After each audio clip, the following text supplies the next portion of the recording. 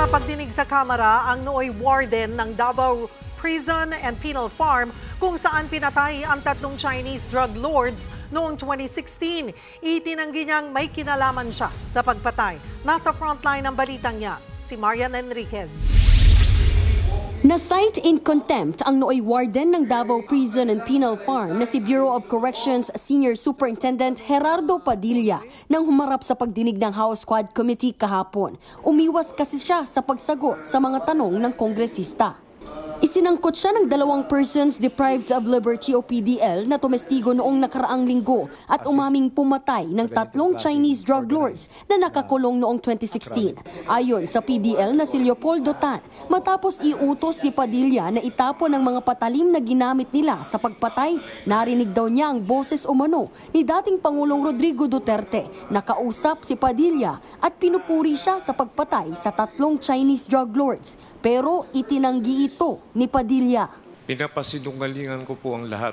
Wala pong nangyaring tawag sa akin mula sa presidente nung panahong yun. At saka po yung mga, meron pa akong sinumpaang salaysay kung saan nakabase po ito sa investigation report ng parallel investigation na ginawa ng PNP Duhali, City and Province.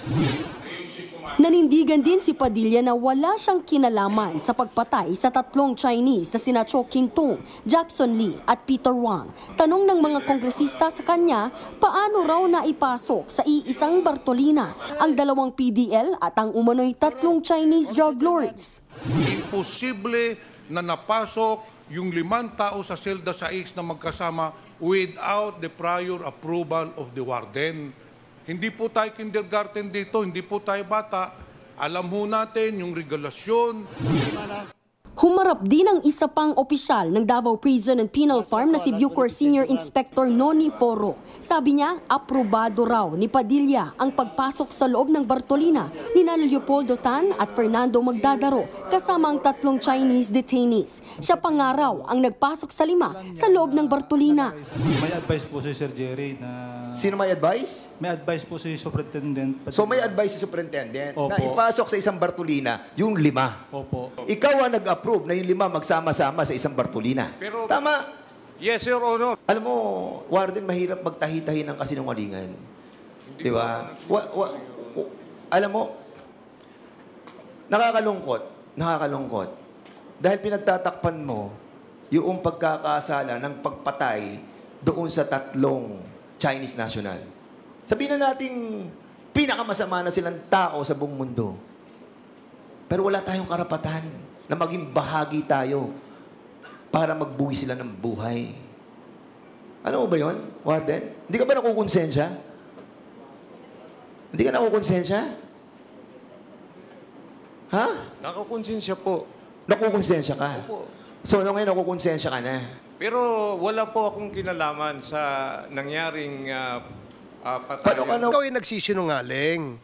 2 bagay lang po yan kay Superintendent Padilla eh. You are either incompetent, nagtataka kami na hindi mo alam yung procedure, mabuti pa yung the deputy, yung mas mababa sa'yo, alam yung procedure eh. Ikaw boss. Siya boss.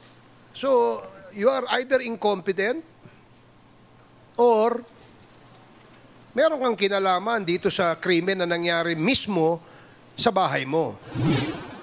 Mananatili si Padilla sa Bicutan City Jail sa loob ng 30 araw matapos ma-cite in contempt. Nagbabalita mula sa Frontline, Marian Enriquez, News 5. Mga kapatid, Cheryl Cosim po, huwag maging huli at maging una sa lahat sa balitaan. Para sa tuloy-tuloy na talakayan sa Frontline, mag-follow at mag-subscribe sa social media pages ng News 5.